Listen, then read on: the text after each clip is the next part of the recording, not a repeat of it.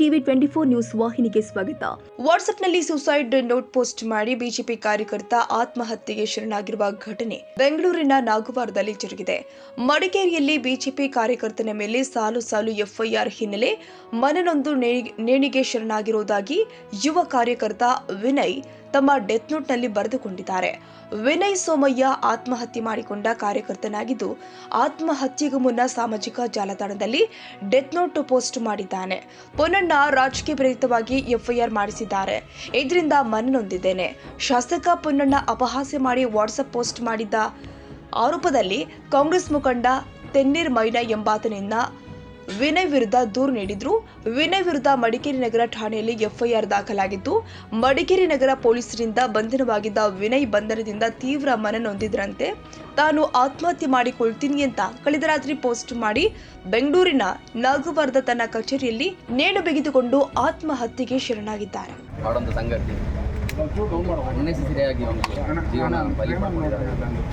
ಮೊದಲಿಂದ ಸ್ಟಾರ್ಟಿಂದ ಹೇಳಬೇಕಾದ್ರೆ ಇವರು ಒಂದು ಸ್ವಲ್ಪ ಸೋಷಿಯಲ್ ಆ್ಯಕ್ಟಿವ್ ಪರ್ಸನ್, ಇವರು ಕೊಡಗಿನ ಬಗ್ಗೆ ತುಂಬ ಕಾಳಜಿ ಹೊಂದಿರೋರು. ಅದಕ್ಕೆ ಒಂದು ಸೋಷಿಯಲ್ ಗ್ರೂಪಲ್ಲಿ ಇವರು ಅಡ್ಮಿನ್ ಕೂಡ ಆಗಿರ್ತಾರೆ. ಅದರಲ್ಲಿ ಒಂದು ವಾಟ್ಸಪ್ ಮೆಸೇಜ್ ಬರ್ತದೆ, ಒಂದು ಫೋಟೋಗ್ರಾಫ್ ಆಗಿದೆ. ಅದ್ರ ಮೇಲೆ ಒಂದು ಕಂಪ್ಲೇಂಟ್ ಆಗ್ತದೆ, ಇವ್ರ ಮೇಲೆ ಎಫ್ಐಆರ್ ಮಾಡ್ತಾರೆ. ಅಕ್ಯೂಸ್ ನಂಬರ್ 3 ಅಂತ ಇವರು ಮಾಡ್ತಾರೆ, ಇವ್ರನ್ನ ಇಂಪ್ಲಿಕೇಟ್ ಮಾಡ್ತಾರೆ ಫಾಲ್ಸ್. ಅದ್ರ ಆದಮೇಲೆ ಇವರಿಗೆ ಪೊಲೀಸ್ ಹ್ಯಾರಾಸ್ಮೆಂಟ್ ಏನು ಮಾಡ್ತಾರೆ, ಇವರು ನಮಗೆ ಎಫ್ಐಆರ್ ಕೊಡ್ತಾರೆ, ನಾವು ಸ್ಟೇ ಮಾಡ್ತೇವೆ, ಸ್ಟೇ ಆಗ್ತದೆ. ಅದು ಹೈಕೋರ್ಟ್ ಕೂಡ ಸ್ಟೇ ಮಾಡ್ತಾರೆ. ಫರ್ದರ್ ಇನ್ವೆಸ್ಟಿಗೇಷನ್ ಏನು ಮಾಡಬಾರ್ದು ಅಂತ ಹೇಳಿ ಆರ್ಡರ್ ಮಾಡ್ತಾರೆ ಹೈಕೋರ್ಟ್. ತದನಂತರದಲ್ಲಿ ಕೂಡ ಏನು ಇಬ್ಬರು MLAಗಳಿದ್ದಾರೆ, ಅವ್ರದ್ದು ಸಪೋರ್ಟರ್ಸ್ ಇದ್ದಾರೆ. ಆ ಎಫ್ಐಆರಲ್ಲಿ ಯಾರು ಕಂಪ್ಲೇಂಟ್ ಇದ್ದಾರೆ, ಎಫ್ಐಆರ್ ಸ್ಟೇ ಆದರೂ ಕೂಡ ಅವ್ರ ಮೇಲೆ ನಿರಂತರ ಹ್ಯಾರಾಸ್ಮೆಂಟ್.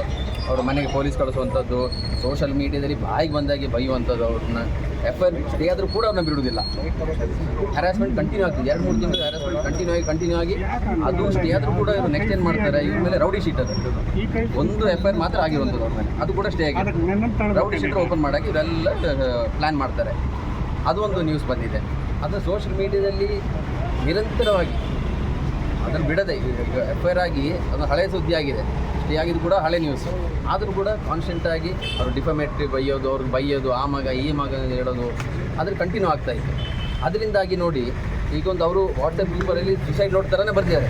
ಯಾರೆಲ್ಲ ಇದಕ್ಕೆ ಹೊಣೆಗಾರರಾಗಿದ್ದಾರೆ, ಡೀಟೇಲಾಗಿ ಏನೆಲ್ಲ ನಡೆದು ಬಂದಿದೆ, ಫೆಬ್ರವರಿಯಿಂದ ಇಲ್ಲಿ ತನಕ ಏನೆಲ್ಲ ನಡೆದಿದೆ ಕ್ಲಿಯರಾಗಿ ಹೇಳಿದ್ದಾರೆ.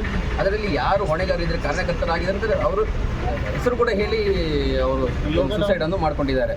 ಅದಕ್ಕೆ ಈಗ ಒಂದು ಎಫ್ಐಆರ್ ಈಗ ಕಂಪ್ಲೀಟ್ ಆಗಿ ಈಗ ಇನ್ವೆಸ್ಟಿಗೇಷನ್ ಆಗ್ತದೆ.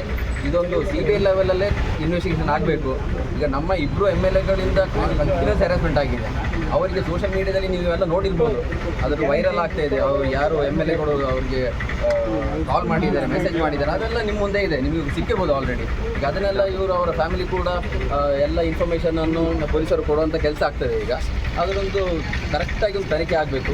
ಈಗ ಸ್ಟೇಟ್ ಪೊಲೀಸ್ ಇಲ್ಲದರೂ ಒಂದು ಸೆಂಟ್ರಲ್ ಏಜೆನ್ಸಿಯಿಂದ ಈಗ ಒಂದು ಇನ್ವೆಸ್ಟಿಗೇಷನ್ ಆಗಬೇಕು. ಇದು ಒಂದು ಅಂತ ಅಲ್ಲ, ಈಗ ಒಂದು 5 ಭಾಗ್ಯ ಕೊಟ್ಟಿದ್ದಾರೆ. ಅದ್ರ ಜೊತೆಗೆ ನಮ್ಮ ಇಬ್ಬರು ಕೊಡಗಿನ MLAಗಳು ಒಂದು ಸುಸೈಡ್ ಭಾಗ್ಯ ಕೂಡ ಒಂದು ಕೊಟ್ಟಿರುವಂಥ ಕೆಲಸ ಆಗಿದೆ. ಈಗ ಅದಕ್ಕೆ ಯಾರನ್ನ ಕಾರಣಕರ್ತರಾಗಿದ್ದಾರೆ ಅವ್ರ ಮೇಲೆ ಕಠಿಣ ಕ್ರಮ ಆಗಬೇಕು. ಒಂದು CBI ಲೆವೆಲಲ್ಲಿ ತನಿಖೆ ಆಗಬೇಕು. ಇಲ್ಲಾಂದರೆ ಇದನ್ನು ಈ ಕೇಸ್ ಇನ್ನೊಂದು ಓಪನ್ ಆ್ಯಂಡ್ ಶಟ್ ಕೇಸ್ ಮಾಡಿಬಿಡ್ತಾರೆ ಅಂತ ನಾನು ಕೇಳ್ಕೊಳ್ತೇನೆ. ಇದೇ ನಡೆದಿರುವಂಥದ್ದು. ಇವರೊಂದು ಪ್ರೈವೇಟ್ ಎಂಪ್ಲಾಯ್ ಆಗಿದ್ದರು, ಕೊಡಗಿ ಹೋಗೋದು ಬರೋದು ಅದನ್ನು ಮಾಡ್ತಾಯಿದ್ರು, ನಾರ್ಮಲಾಗಿ ಇದ್ದರು. ಬಟ್ ಆಫ್ ಲೇಟ್ ಇದೊಂದು 2 ಮಂತ್ಸ್ ಅವ್ರ ಎಫ್ಐಆರಿಂದಾಗಿ ಅವರು ಸ್ವಲ್ಪ ಬೇಜಾರಾಗಿತ್ತು. ಅದೇ ಬ್ರದರ್ ಕೂಡ ಹೇಳ್ತಾ ಇದ್ರು, ತುಂಬ ಬೇಜಾರಾಗಿದ್ದರು, ಏನು ಮಾಡೋದು. ಇದು ವಾಟ್ಸಪ್ಪಲ್ಲಿ ಫೇಸ್ಬುಕ್ಕಲ್ಲಿ ಇದನ್ನು ಹ್ಯಾರಾಸ್ಮೆಂಟ್ ನಿಲ್ಲಿಸೋಕ್ಕಾಗೋದಿಲ್ಲ. ಯಾರು ಅಂತ ಹೇಳ್ತೀರಿ, ಯಾವುದ್ಯಾವುದು ಬೇರೆ ಇದರಲ್ಲಿ ಫೋನ್ ಮಾಡಿ ಬೈಯುವಂಥದ್ದು ಕೆಲಸ ಮಾಡ್ತಾಯಿದ್ರು ಅವರು. ಅದಕ್ಕೆ ತುಂಬ ಬೇಜಾರಾಗಿ ಇದೊಂದು ಕೆಲಸ ಮಾಡ್ಕೊಂಡಿದ್ದಾರೆ. ಆಗಬಾರ್ದಿತ್ತು, ಬಟ್ ಏನು ಮಾಡೋದು, ಆ ಥರ ಹ್ಯಾರಾಸ್ಮೆಂಟ್ ಮಾಡಿದ್ದಾರೆ ಇವರು. ಅದರಿಂದಾಗಿ ಇದೊಂದು ದುರಂತ ನಡೆದಿದೆ.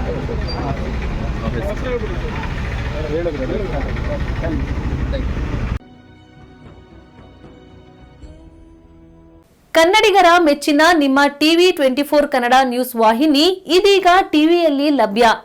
ಕರ್ನಾಟಕ ಮತ್ತು ದೇಶ ವಿದೇಶದ 360 ಡಿಗ್ರಿ ಸುದ್ದಿ ಹಾಗೂ ಉತ್ತರ ಕರ್ನಾಟಕ, ಬೆಳಗಾವಿ, ಬಾಗಲಕೋಟೆ, ಧಾರವಾಡ, ಹಾವೇರಿ, ಗದಗ, ಬಿಜಾಪುರ ಜಿಲ್ಲೆಯ ಕ್ಷಣ ಕ್ಷಣದ ವಿವರವನ್ನ ಪಡೆಯುವುದಕ್ಕೆ ಟಿವಿ 24 ಕನ್ನಡ ನ್ಯೂಸ್ ವಾಹಿನಿಯನ್ನ ಲೈಕ್ ಮಾಡಿ, ವಿಡಿಯೋಗಳನ್ನ ಶೇರ್ ಮಾಡಿ, ಕಮೆಂಟ್ ಮಾಡುವ ಮೂಲಕ ನಮ್ಮ ವಾಹಿನಿಗೆ ಸಹಕಾರ ನೀಡಿ ಮತ್ತು ಚಾನೆಲ್ ಅನ್ನ ಸಬ್ಸ್ಕ್ರೈಬ್ ಮಾಡಿ. Thank you.